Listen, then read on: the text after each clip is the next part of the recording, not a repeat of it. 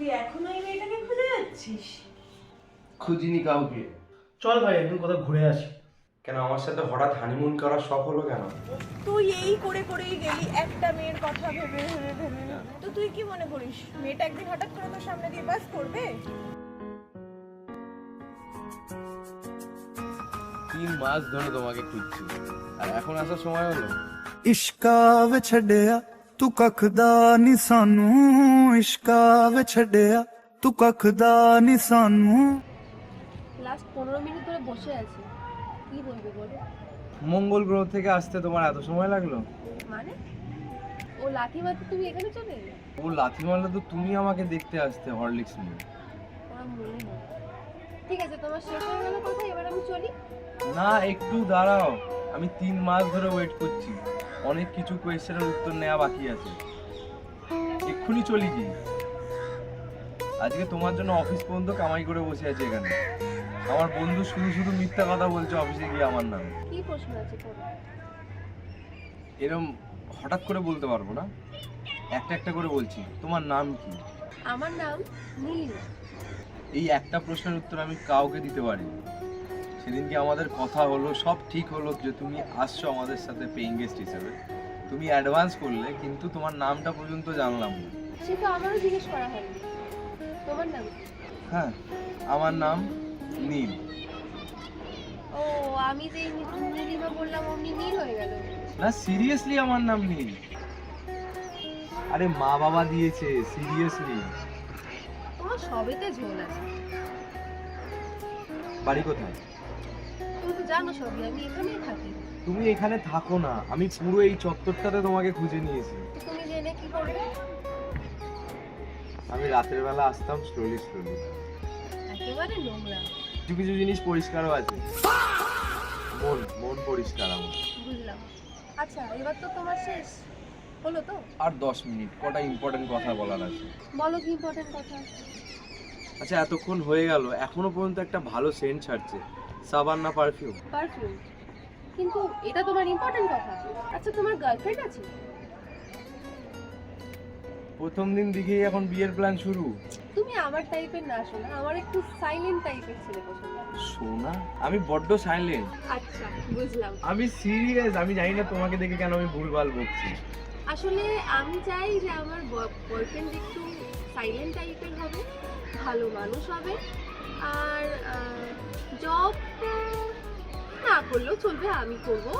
একটাই তো কোয়ালিটি ছিল, সেটাও লাগবে না। তুমি এইভাবে তাকিয়ে আছো কেন? সন্ধ্যাবেলা ভর করলো নাকি কিছু? কথা ছিল আমি এখানে 10 মিনিট থাকবো, এখন 5 ঘন্টা হয়ে গেছে। এরকম অনেক কিছুরই কিন্তু কথা ছিল, সবকিছু কথা কি হয়? দেখ, আমার সাথে এরকম অনেক কিছুই হয়। আমার সাথেও আগে এরকম কখনো হয়নি যে একটা মেয়ে এলো, অ্যাডভান্স দিয়ে গেল, আসবে বললো, অথচ আমার কাছে এলো না, মানে থাকতে এলো না আমাদের ঘরে। এবার আমি উঠি। সে নয়, তুমি যাবে। তোমার নাম্বার, অ্যাড্রেস, কোথায় আছো, কোথায় এখন তুমি? আছি কোথায়? দেখো, সেই দিনকার সেই কিছু থেকে যাওয়া কথা, তার জন্যই আজকে আমি এখানে। আর এখন আমি কোথাও নেই, থাকার জায়গা খুঁজছি। সেই দিনকার কিছু? তুমি আমাকে কনফিউজ না করে বলো না যে থাকার জায়গা খুঁজছো, তো তা আমাদের ঘরেই আবার শিফট হয়ে যাও। ও, মানে তোমাদের ঘরটা এখনো ফাঁকাই আছে? হ্যাঁ, আপাতত। আচ্ছা, ঠিক আছে, দেন ভাবছি। আবার কি ভাবছো তুমি? এখন একটু ভাবতেই হবে।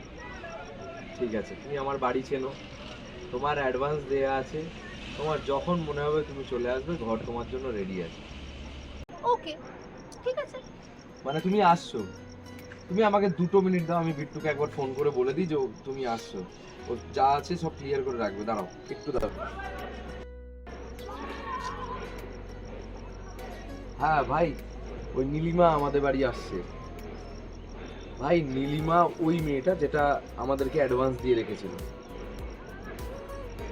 আমি তোকে সব গল্প বলবো, কি কোথায় কিভাবে। আগে তুই রুমটাকে ঠিক কর।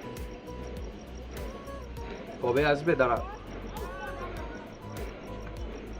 এবারে কবে আসবে সেটা বলে গেল না। इश्का वे छड़िया तू ਤੂੰ ਕੱਖ ਦਾ ਨੀ ਸਾਨੂੰ ਇਸ਼ਕਾ ਵਿੱਚ ਛੱਡਿਆ ਤੂੰ ਕੱਖ ਦਾ ਨੀ ਸਾਨੂੰ ਤੱਕਦੇ ਆ ਜੀਨੂੰ ਉਹ ਤੱਕਦਾ ਨੀ ਸਾਨੂੰ আমি ঠিক ধরেছিলাম তুই বেটা আমার ঘরে শুয়ে আছিস তোর নিজের ঘর নেই রে আমার ঘরটাকে পুরো শুয়োর ঘর করে রেখে দিয়েছিস তারপর বললো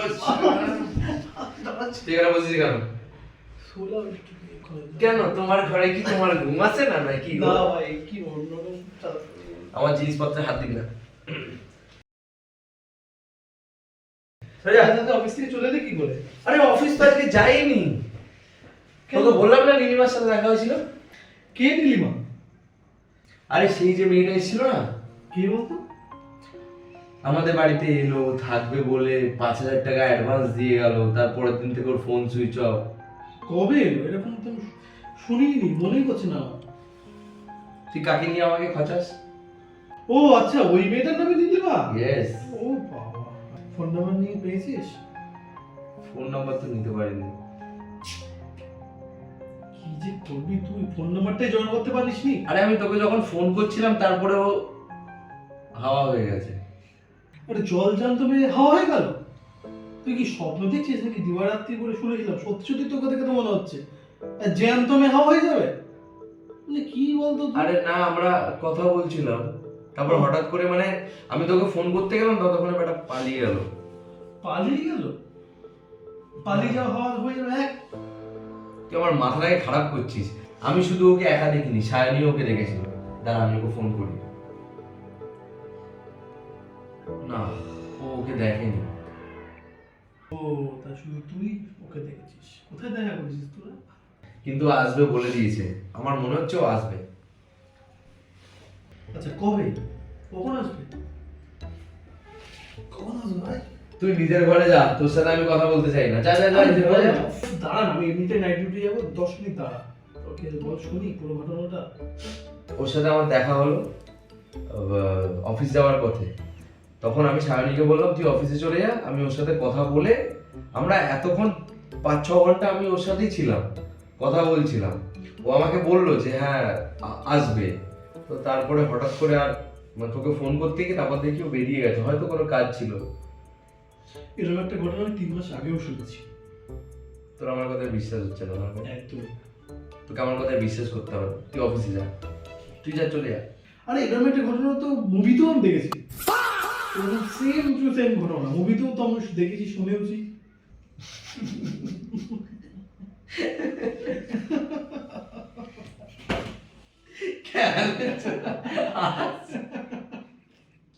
যে আসবে আসবে, আমি এখন বেরোবো বাবা, এসব পাগলের কীর্তন শুনে আমার রাতে রাতে নাইট ডিউটি করতে আমি ভয় লাগে। হ্যাঁ সিকিউরিটি গার্ড যাও চলে যা।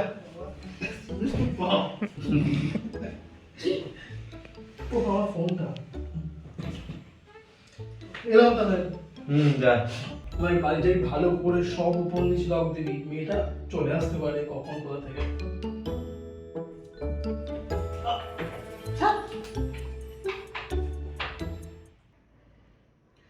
ওহো ঘরের অবস্থাটা কি করে রেখেছে